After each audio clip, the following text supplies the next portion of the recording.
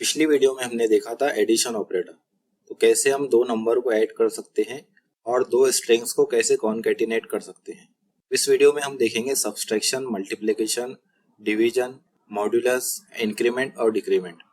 तो हमारा आज का पहला ऑपरेटर है सब्सट्रैक्शन। तो मैं एक वेरिएबल डिक्लेयर कर रहा हूँ, let a is equal to 10। Similarly एक और वेरिएबल है, let b is equal to 5।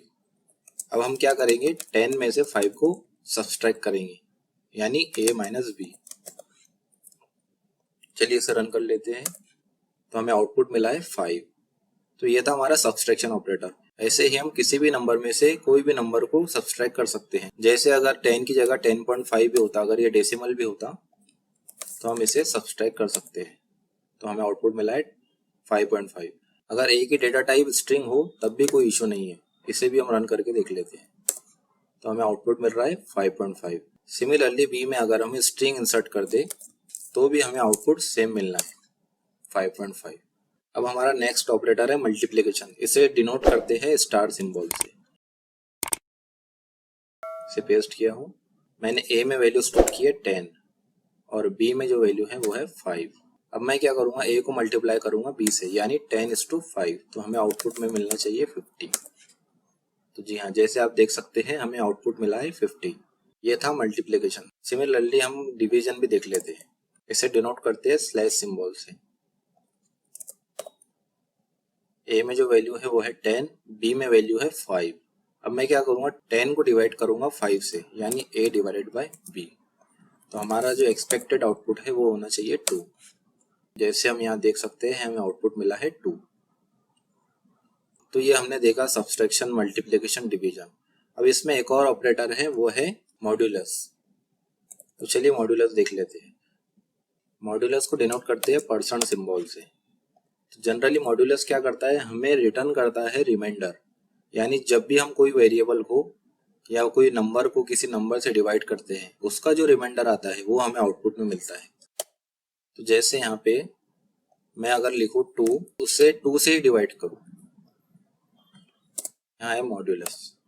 तो मॉड्यूलस क्या करता है, हमें रिटर्न करता है रिमाइंडर। जैसे यहाँ पे मैंने लिखा हो 2 और मैं 2 को 2 से डिवाइड कर रहा हूँ, तो यहाँ पे आएगा 1, यहाँ पे 2।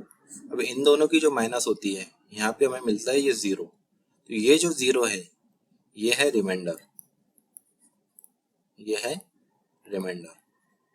इसे हिंदी में कहते हैं शेष और उर्दू में कहते हैं इसे हासिल।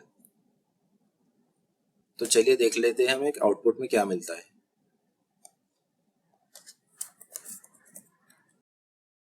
तो हमें आउटपुट में मिला है 0। ऐसे ही अगर मैं a में 3 को इंसर्ट कर दूं और b में जो वैल्यू है वो 2 है, यानी क्या होगा, यहाँ पे 3 और यहाँ पे 2, यानी हम 3 को 2 से डिवाइड कर रहे हैं। तो क्या होगा, यहाँ पे आएगा 1, यहाँ पे 2 और 3 माइनस 2 यहाँ पे। तो ये जो 1 है ये रिमाइंडर हमें यहाँ पे आउटपुट में मिलना चाहिए। इसे भी हम रन करके देख लेते हैं हमें आउटपुट क्या मिलता है। तो हमें आउटपुट मिला है 1। तो मॉड्यूलस ऐसे काम करता है, मॉड्यूलस हमें रिटर्न करता है रिमाइंडर को। अब हमारा नेक्स्ट ऑपरेटर है इंक्रीमेंट। इंक्रीमेंट को डिनोट करते हैं डबल प्लस से, यानी प्लस प्लस से। जैसे मैं एक वेरिएबल डिक्लेयर कर रहा हूँ a, इसमें मैंने वैल्यू लिखी है 5। हम इसे प्रिंट करेंगे console.log a। तो हमें आउटपुट में मिला है 5। अब मैं क्या कर रहा हूँ, a प्लस प्लस लिख दे रहा हूँ। मैंने यहाँ पे वैल्यू स्टोर की थी a में 5। अब मैंने क्या किया हूँ, a को इंक्रीमेंट कर दिया हूँ और फिर इसे मैं सेव कर रहा हूँ। अब हम इसे रन करके देख लेते हैं हमें आउटपुट में क्या मिलता है। तो हमें आउटपुट में मिला है 6। a में हमारी इनिशियली वैल्यू थी 5। अब हमने लिखा a प्लस प्लस। अब a प्लस प्लस मीन्स क्या, a plus plus means a is equal to a plus 1। यानी ये जो वैल्यू है a की, उसको हमें 1 से इंक्रीज करना है, इंक्रीमेंट करना है, और ये जो आउटपुट है इससे हमने वापस a में सेव करना है। तो ये होता है a प्लस प्लस।